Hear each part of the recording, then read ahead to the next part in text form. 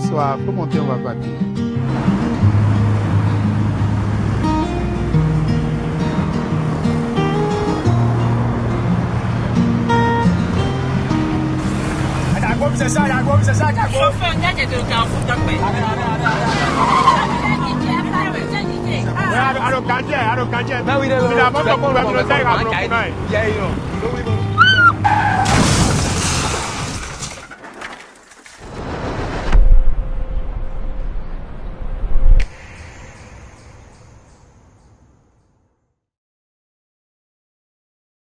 Ensemble disons oui au port de casque, stop à l'excès de vitesse, à la distraction au volant et à l'alcool avant le volant.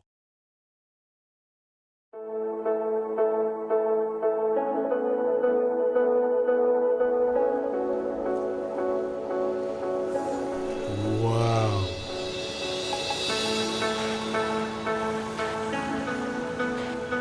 Je suis ébloui. Benato Dien et Abi, fidez-vous.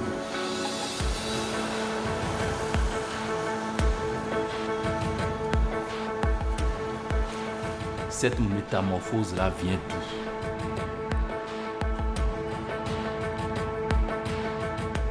Franchement, ça fait fier pour le pays.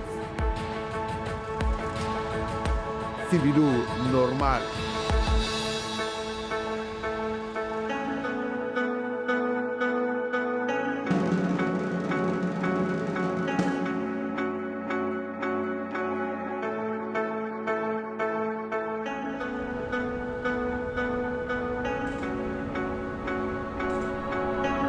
Ce miracle vient d'une vision claire, une vision qui transforme les villes. Le bitume fluidifie les déplacements, la lumière sécurise les rues, l'asphaltage construit un nouveau Bénin. Du nord au sud et de l'est à l'ouest, comme ici à Parakou. Depuis 2016 à ce jour, la ville de Parakou, qui est la troisième ville à statut particulier, a bénéficié beaucoup des actions du gouvernement prévues dans le programme d'action. Nous avons bénéficié de la première phase de l'asphaltage qui a été réalisée, finalisée et que nous utilisons aujourd'hui avec beaucoup de fierté.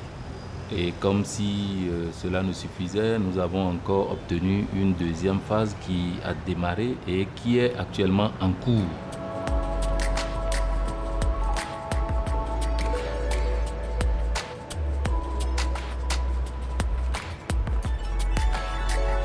À Parakou, pour le projet asphaltage phase B 2, nous avons au total 13 rues en projet.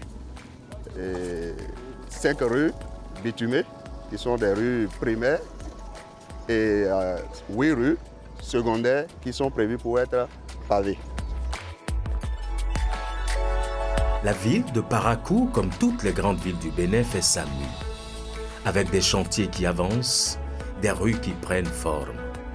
Chaque pavé aligné raconte l'engagement d'une ville en construction, mètre après mètre. À la date d'aujourd'hui, nous avons en activité 7 rues sur les 13. Et les 13 rues sont réparties dans les 3 arrondissements de la commune de Parakou. Dans l'un des arrondissements, nous avons 7 rues, dans un autre 3 et dans le dernier 3 rues.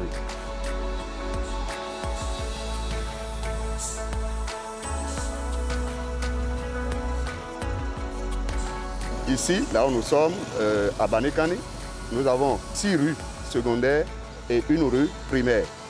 Les travaux se déroulent actuellement dans cette zone sur 4 rues.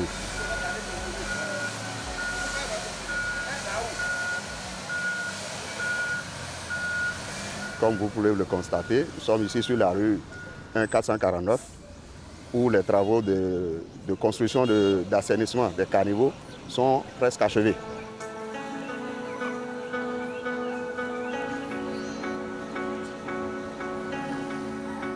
Nous avons la rue 1322, la rue la plus évoluée actuellement sur le chantier en général. C'est une rue secondaire pavée. Et là, les travaux de pavage sont en cours.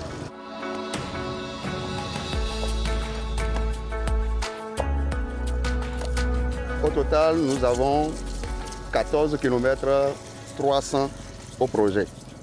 Bon, maintenant, avec les ajustements, les levées réelles sur le chantier, nous tendons vers 15 km.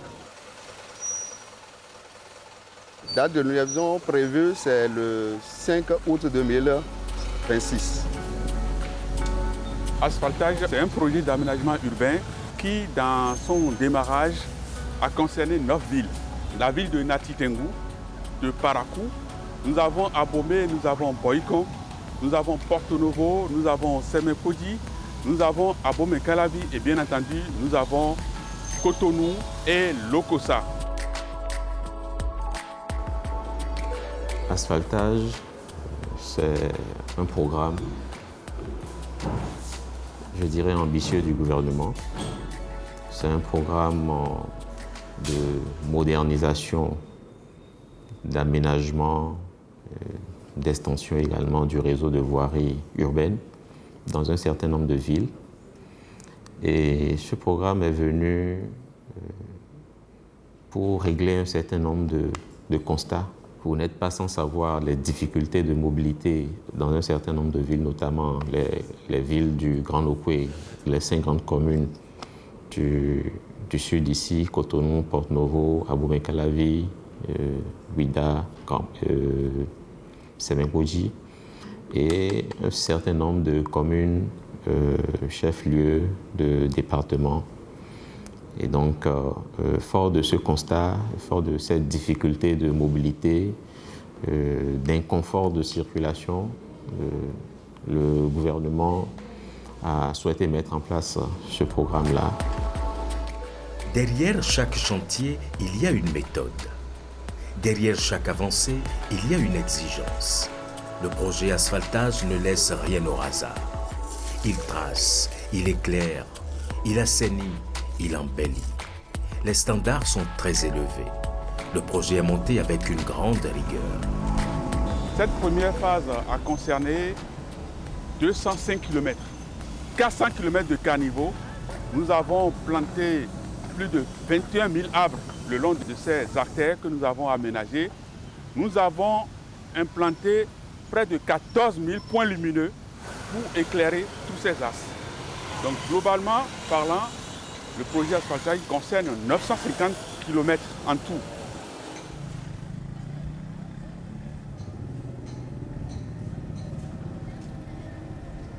Aujourd'hui, les standards ont été relevés au niveau de la totalité des infrastructures que nous réalisons.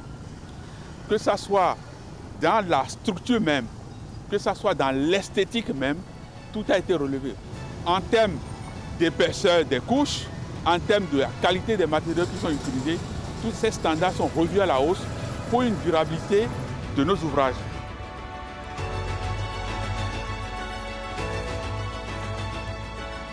Il y a des éléments préfabriqués comme pavés ou les bordures ou bien les caniveaux. Et nous avons des éléments qui font la surveillance, donc ils font le suivi de l'épaisseur du ferraillage qui est mis en place conformément au plan qu'on a validé. Et maintenant sur le terrain, il y a des fouilles qui sont réalisées pour les ouvrages d'assainissement. Donc on s'assure que les profondeurs sont atteintes et que le béton de propreté est coulé selon l'épaisseur et selon la qualité requise au niveau du contrat. Pour le bitume, il y a un certain nombre d'essais qu'on fait. Donc il y a d'abord les essais sur les différents concassés qui vont servir à faire le bitume. Et sur le projet, on a 0,4, 0,6 et 6, 14.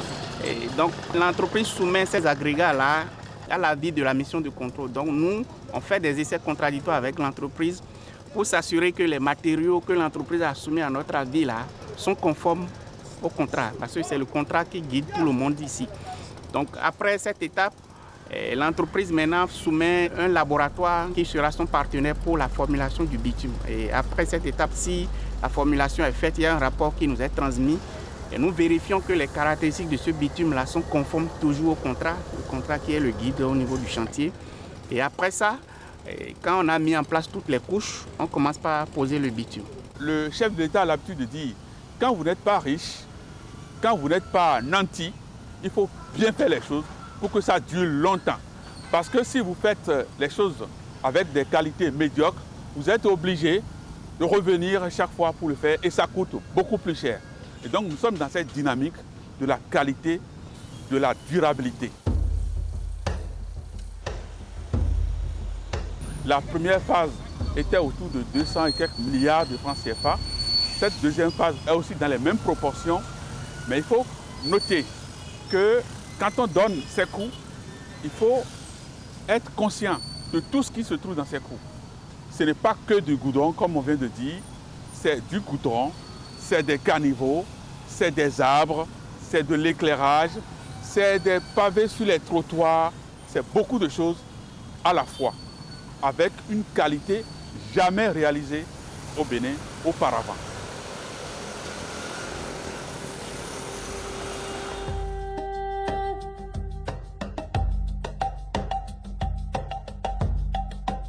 Le projet s'étend.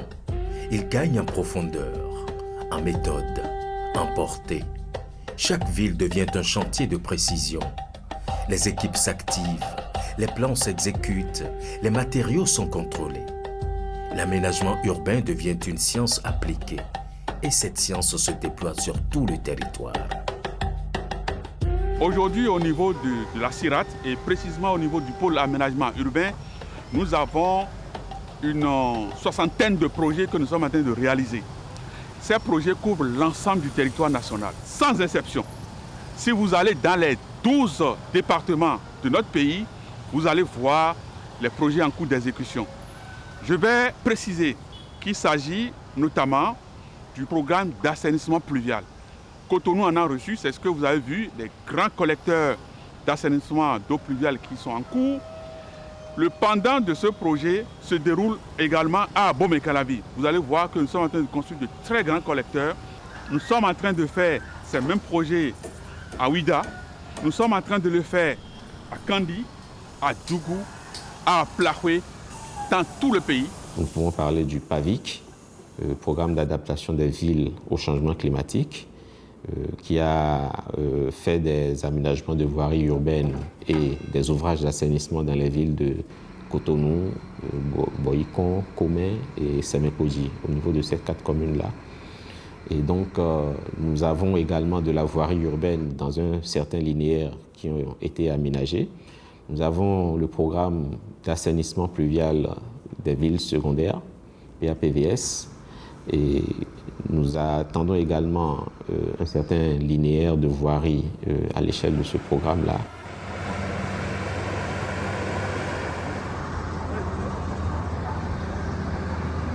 Ça arrive que lorsque on construit, que des clôtures arrivent à tomber, qu'on arrive à ouvrir des voies sur des infrastructures communautaires, et ces infrastructures socio-communautaires qui sont cassées ou des clôtures qui sont cassées, c'est prévu dans ce qu'on appelle plan de gestion environnementale et sociale, le PGS. Ce PGS, qui est budgétisé dans le projet, permet de prendre en compte ces réalisations que nous faisons pendant la mise en œuvre du projet. C'est ce que vous avez observé à Square Gbeto, l'école de Gbeto Sud, que nous avons reconstruite dans le cadre de la première phase du projet asphaltage, ou d'autres écoles que nous avons construites, mais ce n'est pas l'élément principal du projet asphaltage. Il y a certains projets qui sont déjà signés, certains contrats qui sont signés. Les entreprises ont déjà reçu leur avance de démarrage et sont en cours d'installation de chantier. C'est le cas des principales villes de Monokoufo, à Plahoué, Lokossa, Azové, Komé. Tous ces endroits vont recevoir le projet. On n'a pas appelé asphaltage, mais c'est du projet asphaltage puisqu'on fait du bitume, du pavé, les arbres d'aliments, l'éclairage, toutes ces composantes qui sont originellement compris dans le projet asphaltage sont en train d'être réalisées sur l'ensemble du territoire national. Donc c'est un développement équilibré du territoire national.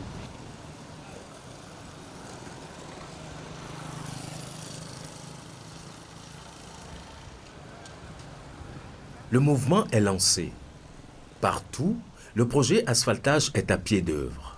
Les communes sont impactées, les quartiers se transforment, les infrastructures prennent forme. Le territoire se couvre de voiries, de caniveaux, de points lumineux, d'espaces verts. L'aménagement devient une réalité partagée.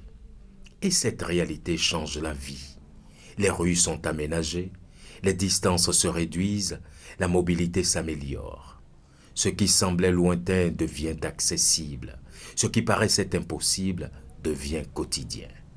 Lorsque nous avons fait le diagnostic, depuis 1960 jusqu'à 2016, nous étions autour de 10% de voiries revêtues dans nos villes.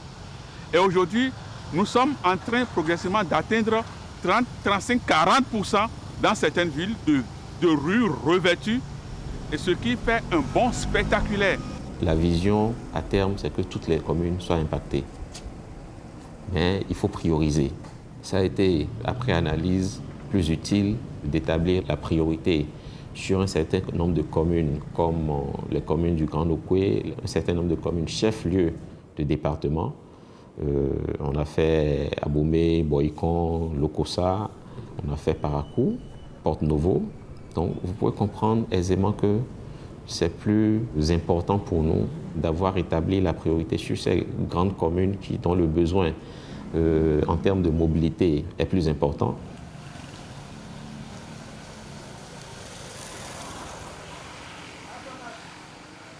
Dans Tengu, je veux juste citer la route de Cantaborifa. Vous voulez monter dessus, c'est la terre rouge avec beaucoup de gravier. Aujourd'hui, c'est une très belle rue, éclairée et tout ça. Et vous arrivez à Parakou, vous en verrez autant. Dans différentes villes, je ne veux pas citer Cotonou, Porto-Novo, Abomey, Lokossa, que tout le monde peut voir. C'est du concret.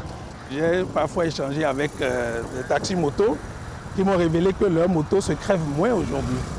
Le routement social, c'est ça. Vous faites des économies d'essence, vous économisez votre santé, c'est notre plus grand capital, parce que le fait de rouler sur des voies cabossées, c'est des micro-traumatismes que nous faisons subir à notre corps et qui, tôt ou tard, nous le rappellera. Aujourd'hui, nous roulons sur des routes bien asphaltées, pavées ou goudronnées, comme on dit. Et les distances sont réduites en ce sens que maintenant, des voies même inconnues jaillissent de terre. C'est ça le social. Nous avons l'habitude de dire qu'on ne mange pas les pavés. Mais s'il n'y a pas les infrastructures routières, comment est-ce qu'on peut asseoir une économie? Aujourd'hui, on a de bonnes routes à Cotonou, à Abomey-Calavi, dans les grandes villes et dans les départements, les routes interdépartementales, les routes nationales jusqu'au nord. Ete, eɖɔ hui gbɔ̃fi agbe, tsidza non gbame, gbɔ̃fi, ali lɔdzi, gbɔ̃xevi vɔ me bi, tɔnɔ gba, amɔ ye togan wa di yɔ, eye blo fɔme, xevi vɔ abi yɔ me di yɔ, ale buvo, eblo fi ne le bi hui ɖo bo ɖo azɔ ne wa ɖo, to xɔ me wɛ, ne mɔ tã ɖo, ene wo si. Kaje si vieux mi. Bon, on a kaje bosu. Wende allié lo e membre da yin gba kere we, me bi tu lo kaje won gba we. Me bi tu mo egbe dion e mi a vo bo. Talon wa blo ali gbon fi bo fe lo a wuzu Paris dion. On y a vu mi tan we no kete. You voulez o kege to lo kaje meta. You voulez o kege to kaje bo.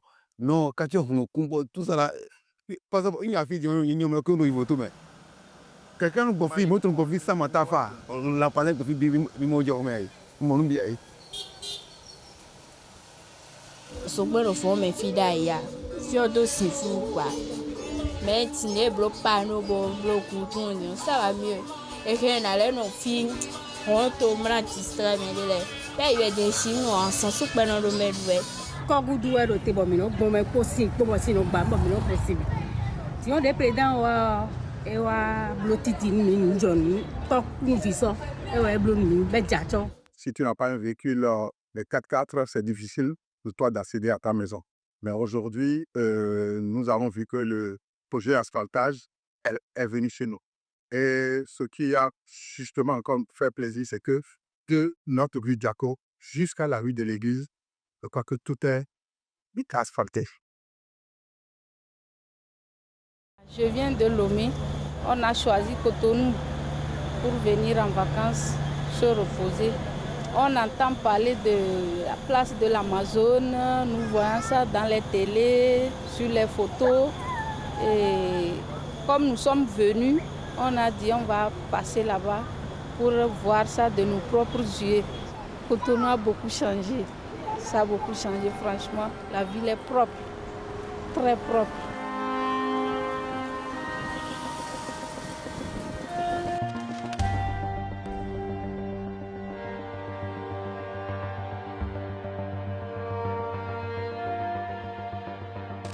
Marodéon, fais le mal mondaïne. Fais le mondaïa. Nan. Président bois de nan blo. Mais quand mon loco dit bah blo dit. Bah bien Anthony. Bah toi on va vivre le flou. Déjà des exemples vida ia. Bah bédion Dieu dion et nous y c'est ouais. Et la place Maro, il y a tellement de changements. Il y a le pavé, il y a les panneaux solaires, il y a, même dans la nuit maintenant, il n'y a plus la nuit ici. Hein. Les bonnes dames viennent vendre à l'air libre. Vraiment, il y a des changements ici. C'est bien, Maroté. C'est bien. Alors, je vais vous dire,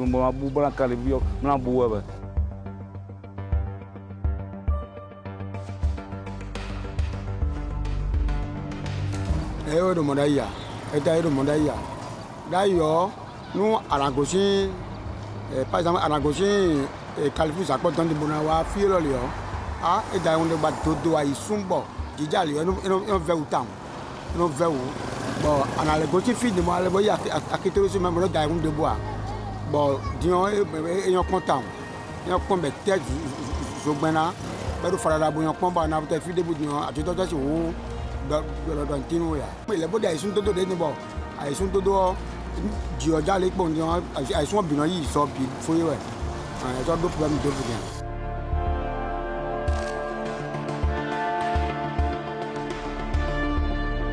Quand les communes il y a ça, en temps de minute d'aller, Nikitikano, où soyez, il va vraiment pas y avoir ça.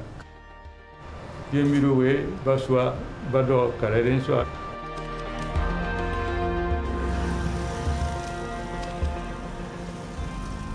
Kandi, dans notre langue, ça veut dire Kani, ce qui est doux. Et elle mérite ce grand ouvrage. On prie ça depuis quoi? Et c'est maintenant que Dieu a accepté notre prière. Et on a trouvé un président qui nous a tout fait. Vraiment, on est très fiers de notre président. Des travaux qu'on aurait pu mettre 2-3 régimes, 20 ans à faire, on a pu le faire en 9 ans. Je pense qu'il faut saluer cela.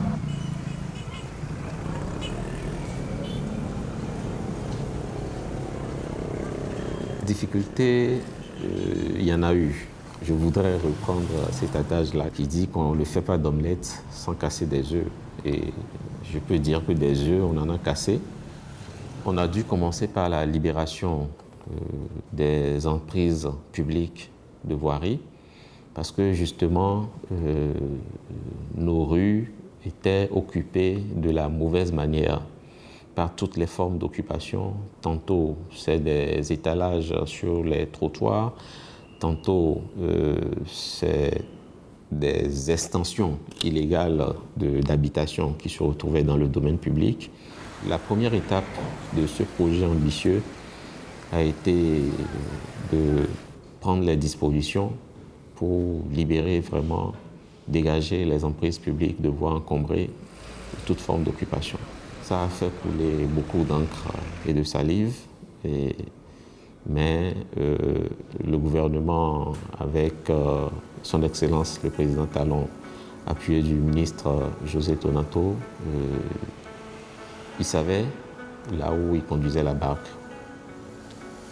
Et donc, cette opération a permis de, malgré les grincements de dents, de déblayer vraiment le terrain pour les aménagements qui s'en sont suivis.